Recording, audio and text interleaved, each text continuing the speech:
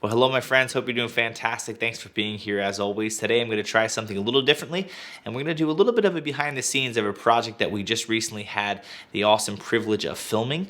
And I wanted to take you behind the scenes and take a look at how we actually shot it, but from a different perspective, and kind of walk you through some of our lighting setup and how we achieved what we actually got.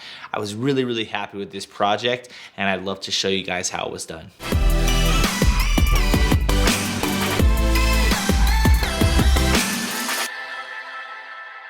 This was a really special project for us because we know this couple well, and so it was awesome. I'm getting the opportunity to film their story and edit something that would impact thousands of people that came through the doors for our services. So we were thrilled to get the chance to do that. So let's get right into this. I'm going to use my iPad here and put it right here in the screen for you guys to see as I kind of go through a real-time analysis of this and point out a few things about the actual shoot. So the first shot you see here is unfortunately the only shot I actually got of the actual set before we started. So this was inside our main worship center. It's a big, huge old gymnasium. So big, huge room, and it was our goal to just kind of create our own set out of it. So all we did was turn off all the lights and we just lit things ourselves to get the exact look that we were going for.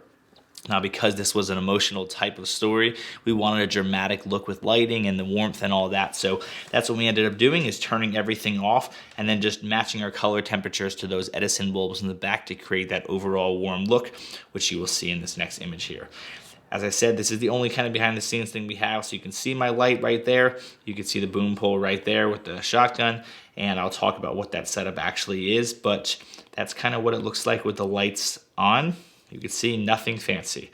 There's a stage in the back. It's pretty much a gym. And then this is what it ended up looking like when we were done with the actual setting up of what we were looking to do. As I said, it was our goal to get a more dramatic look and nice and warm. So kind of similar to like the IM second look, but instead of being a colder blue like they typically go for, we went for more of a warmth. And we did some things a little bit differently in terms of lighting because we didn't want it as dramatic as some of the stuff that they do. But we liked that idea of them being on the couch, them being the main focal point, and not having a lot of other things that would distract the viewer.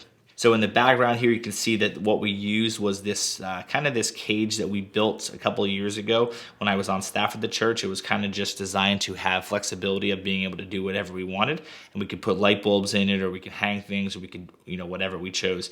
So I ended up doing the Edison bulbs there just to kind of create a little bit of uniqueness in the background while not being too distracting at the same time.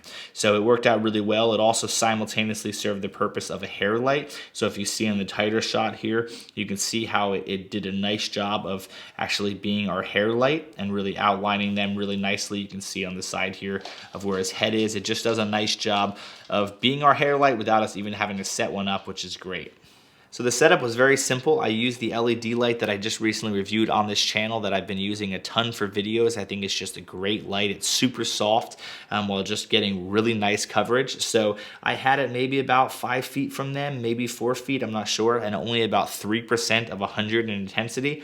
And you could just see that it lit everything really evenly. It didn't spill out much more past there. It allowed us to have complete control over it. I decided to go a little bit more of an angle than directly overhead. So if this was the couch here and they were sitting here, the light was about at this angle, a little bit out, so it just filled in a little bit more of their face and a little bit of the front of the couch, but not too much more than that, instead of going for kind of the top overhead look. So once we did that setup, we realized that it was still producing a little bit more shadowing than we wanted, specifically under the eyes and under the chin in a few different areas. So what we decided to do was actually bring in my little torch LED lights. We put one on each side just out of frame here. And we just really subtly lit it from the side, kind of at an angle of like this, and just really a tiny bit with diffusers on them, and it just really filled in a little bit of the face here, as you see in these side shots. Just fills in the area here nicely, a little bit under the chin, a little bit in these areas. Still kept it dramatic looking and nice, but not overlit to kind of take away some of that uniqueness. Sometimes it doesn't take much to go for certain looks depending on what you're looking for, and this is exactly the look that we were going for, and we were happy that we were able to achieve it so quickly without having to do too much. So this was a 3-camera shoot. Camera 1, which you're looking at here, was a GH5 with a 25mm 1.2, so it was a 50 equivalent. This was on a tripod, unmanned. Camera 2 was essentially at the exact same spot, but this was a GH5 with a 75 millimeter 1.8, and this was also on a tripod. And that was our tight shot. So we had wide shot, tight shot, unmanned, and then the third angle was another GH5 with a 75 millimeter 1.8. And this one was me the entire time. So the goal with this one was to be listening in real time to what's kind of happening and get close-up shots on the person talking, or if there's emotion or certain things happening with the hand, or even on the set as you see here. Really just trying to capture some different angles for nice cutaways throughout the entire interview. So pretty easily achievable look if you have the right lighting for it. This LED just worked out perfect. It's one of the reasons I love this LED. I've been using it for a ton of projects. It's just really, really good at being soft but having wide coverage. Being able to set up a single light and get all that coverage is amazing, because then we only had to fill a little bit of it, and that's just the way we want to do things. We try to not overcomplicate things, especially when we're dealing with people that like aren't actors. These people are telling their actual story, so it's already tough enough for them to get kind of comfortable in the environment, that we try to produce things with as little equipment as we need so that they don't feel like they're walking in on this humongous set, because they're not used to that kind of thing. So we want to make it as minimal as possible, and this was exactly that. In terms of audio, normally we would have two different stands here, and the audio would be on a different stand, but because of the fact that I forgot one of the stands at home, I ended up just kind of rigging it both on the same C-stand. Luckily, C-stands are great at that, but you can see here on the C-stand, and this is a K-Tech boom pole. So there's the boom pole coming across right there. This is a 12-foot boom pole with the internal cable, which I really love. And then I was using the Sennheiser, I believe this was the MKH 360, I believe. This is a little bit less dramatic than the MKH 416, a longer shotgun. So the beauty of this kind of shotgun is because I'm trying to capture both of them talking, I don't want it to be so directional that if I'm pointing it there, it doesn't pick her up well. This microphone, and same with the other microphone that I use a lot for interview type of stuff, which is the Shure VP82. Very inexpensive shotgun.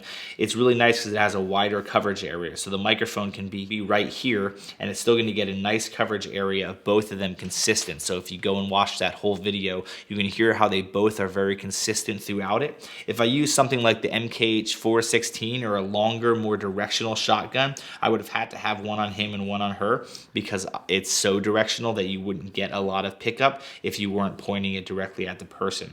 I definitely don't like lav mic type of setups for this thing, because I don't want to see mics. I want to have them out of the way. I want to be able to just get a nice consistent overall sound, so you can hear every little nuance of movement and breath, and just in a very emotional, natural way. So that's why I went with the shotgun. I tend to always go for a shotgun mic in any situation that I can, because it's always a better sounding microphone, and lav mics I never like the look of unless it's something that just feels natural, like it would have a lav.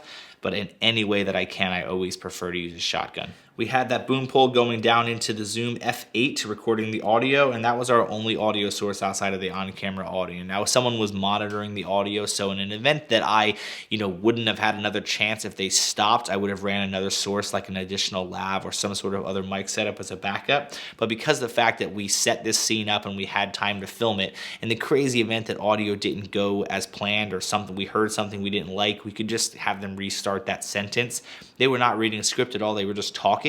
But obviously, if they start to say something and we want them to just start talking again at that spot, they know the story because it's their story and it's personal to them. They were actually talking in real time with our pastor, just kind of so that they could have a natural conversation without feeling like they're just talking to a camera for an hour.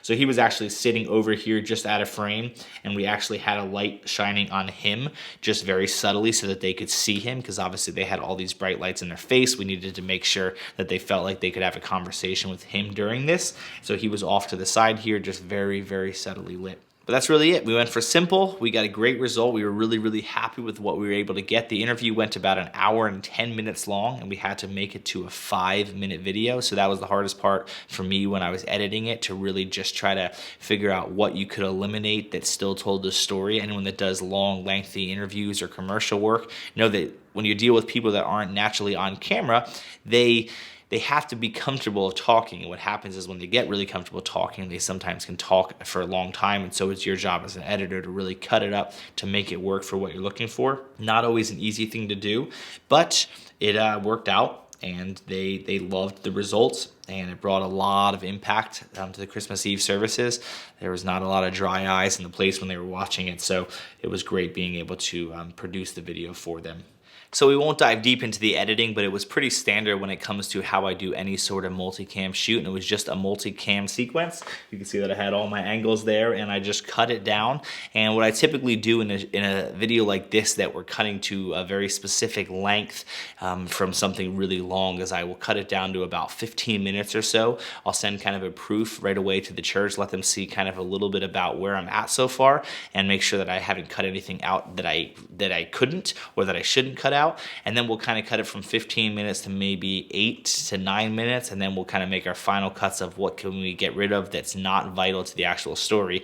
And then from there we do all the color and everything. But I always use multicam sequences in this because it makes it super simple to always see what angles I have to be able to choose the best one. I just sync up obviously all the audio in post like you would with any multicam sequence. Super simple to do these days with Pluralize, and it takes no time at all. And then I just colored it, did some final LUTs to it, and just I was really happy with the way it came out. I'm not a perfect cinematographer by any means, but I was really happy with this project. And hopefully this was helpful to you to just take a look a little bit about how we do things.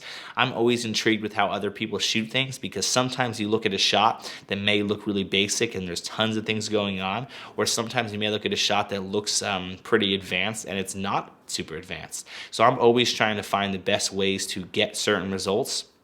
So I hope this was somewhat helpful to you. Would love to answer any questions that you may have regarding the editing or the lighting or the setup of anything. Just comment below and I'll do my best to answer, as I always do. But if you like this kind of video, make sure you hit the like button, subscribe if you're new around here. If you are a subscriber in this channel and you liked this type of video, you'd like to see more of this kind of breakdown, I was thinking this would be a cool way to do it. I will definitely make sure the next time we do shoots, I will take some behind the scenes shots of it, because one thing I didn't do on this was actually get a lot of shots of the set before we actually did the filming. So it'd be cool to be able to show you in real time a little bit more about how that actually was. But if you think that that'd be something you'd want to see, let me know and I'll get on it. So thanks for watching, and I will talk to you guys real soon.